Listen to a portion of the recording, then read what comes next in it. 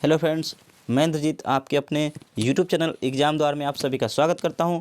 मैं हाजिर फिर से एक नए सेशन में, और इसमें हम बात करेंगे आज यानी 9 जनवरी 2023 को जो एग्ज़ाम हुआ है सीटेट का, उसके बारे में क्या कुछ पूछा गया है और क्या कुछ छात्रों से हमें पता चला है, उसके बारे में हम बात करेंगे। तो चलिए शुरुआत करते हैं। आप देख सकते हैं हमारे स्क्रीन पर क्या कि जो आज 9/1/2023 यानी 9 जनवरी 2023 को 28 और 29 दिसंबर को पेपर हुआ था। उसके बाद सीटेट 2023 का इस बार यानी 22 का पेपर जो अभी 23 में चल रहा है, वो आज तीसरा पेपर हुआ है आज 9 तारीख को। तो 9 जनवरी को क्या कुछ पूछा गया है, आज भी बहुत टफ तो नहीं कर सकते या बहुत इजी नहीं कर सकते, लेकिन मॉडरेट पेपर पूछा गया है, ऐसे छात्रों का कहना है। तो चलिए देखते हैं क्या कुछ पूछा गया है आज के एग्जाम में। तो पहले बता दें कि जिन छात्रों के द्वारा ये दिया गया है, उन्होंने बताया कि ये सारे उनको याद है, इसलिए उन्होंने ये पेपर दिया है। तो चलिए, पहला है कोहलबर्ग से पूछा गया है, 1-2 क्वेश्चन कोहलबर्ग से पूछा गया है।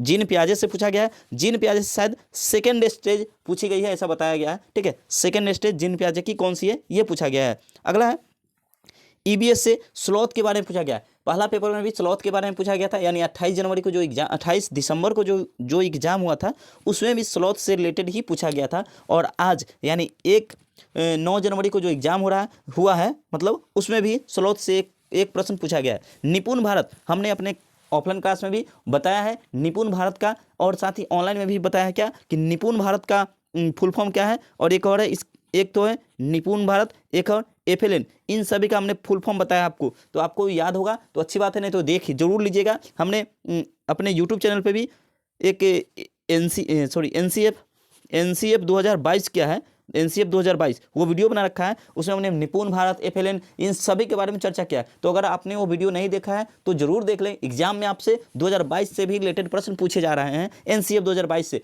एनसीएफ 2005 से पूछे ही जा रहे हैं, एनसीएफ 2022, 2005 और एनईपी 2020 ये सभी पूछे जा रहे हैं। तो आप वो सभी वीडियो जरूर देख लें। और चलिए देखते हैं आगे आगे क्या कुछ पूछा गया है। तो ईबीएस से स्लॉथ पूछा गया है, निपुण भारत से पूछा गया है। ठीक है, और भी देख लेते हैं और क्या कुछ पूछा गया है।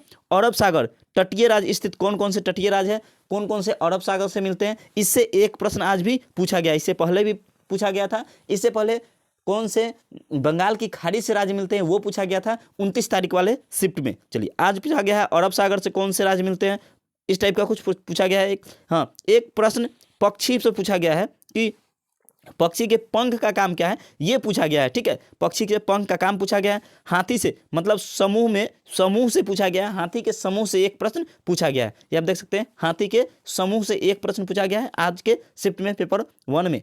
सेकेंड स्टेज सीडीपी मतलब सेकेंड स्टेज के बारे में पूछा गया है। इसी जीन पियाजे की सेकेंड स्टेज पूछी गई है, और जीन पियाजे, वाइगोस्की, कोहलबर्ग, ये तीनों से पूछे गए हैं। ठीक है, देखिए यहाँ दिया हुआ है कोहलबर्ग, जीन पियाजे और वाइगोस्की, इन तीनों से प्रश्न पूछे गए हैं। एक प्रश्न या 2 प्रश्न, लेकिन प्रश्न पूछे गए हैं। ठीक है, चलिए आगे देखते हैं। महात्मा गांधी ये लिखा हुआ है, इसका मतलब है पेपर 2 का गद्यांश जो आया था, जो कहानी पूछता है, उसमें महात्मा गांधी का चर्चा किया हुआ था। ठीक ना, यानी महात्मा गांधी के गद्यांश के बारे में पूछा गया है। पेपर 2 की चर्चा है ये। पेपर 2 में महात्मा गांधी का लेख दिया गया था, उसमें प्रश्न पूछे गए हैं आपसे। चलिए अगला देखते हैं। अधिगम से प्रश्न आया था, लर्निंग अधिगम से प्रश्न आया था आपको। मधुबनी पेंटिंग से प्रश्न आया था, मधुबनी पेंटिंग से पेपर 1 में भी शायद प्रश्न आया था। उसमें 28 जनवरी को या 29 जनवरी को भी पेपर आया था। ठीक है, तो मधुबनी पेंटिंग से एक प्रश्न पूछा गया। मणिपुर यानी कथक डांस, मणिपुर से पूछा गया और कथक के बारे में पूछा गया, कथक नृत्य। साथ ही राजस्थान का नृत्य भी पूछा गया था। आज भी हमने ऑफलाइन क्लास में ये राजस्थान का नृत्य, ये सभी के बारे में, मधुबनी पेंटिंग, ये सभी के बारे में हमने कराया है। ठीक है, चलिए राजस्थान के बारे में पूछा। क्षेत्रफल एरिया निकालने के लिए पूछा गया था। प्रतिलोम और आयतन निकालने के लिए पूछा गया था। भिन्न का कौन सा भिन्न में कौन सा बड़ा है और कौन सा छोटा है, ये पूछा गया था। एलसीएम एचसीएफ से पूछा गया था। समिति रेखा से पूछा गया था। और मानचित्र से एक प्रश्न मानचित्र से भी पूछा गया था। मिजोरम की भाषा क्या है, ये भी पूछा गया है। ठीक है, मिजोरम की भाषा क्या है, ये पूछा गया है आज के प्रश्न में। साथ ही आपको मिजोरम की भाषा भी पूछा गया। ठीक है, मिजोरम की भाषा ये तो हो गया। ठीक है, महाराष्ट्र का भोजन कौन सा है, ये पूछा गया है। नैतिक विकास का सिद्धांत से एक प्रश्न पूछा गया था।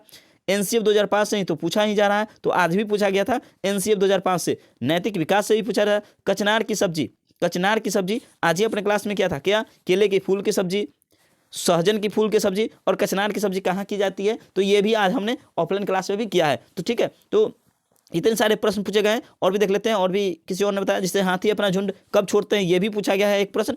लर्निंग से पूछा गया, कोहलवर पियाजे वाइगोस्की, कथक से पूछा गया है, राजस्थान का डांस पूछा गया है। हाँ, ये भी प्रश्न एक पूछा गया था क्या, आज ये भी पूछा गया है कि कौन से पक्षी अंडे देने वाले हैं या बच्चे देने वाले हैं, इससे रिलेटेड एक प्रश्न आज पूछा गया। ठीक है, अंडे देने वाले और बच्चे देने वाले स्टीफन से पूछा गया था। हिंदी में वही, हिंदी पेपर 2 में महात्मा गांधी से पूछा गया है पैराग्राफ। ठीक है, चलिए और भी जैसे अभी और भी कोई अपडेट आता है तो उसके बारे में फिर से आपसे रूबरू होंगे और आपको आगे का बताएंगे। तब तक बने रहिए हमारे चैनल के साथ, चैनल पे वीडियो देखते रहें और तैयारी करते रहें। साथ ही अगर चैनल पे नए हैं तो वीडियो को लाइक और शेयर जरूर करें, चैनल को सब्सक्राइब कर लें। हम आपसे फिर मिलेंगे नेक्स्ट वीडियो में, तब तक के लिए जय हिंद, जय भारत।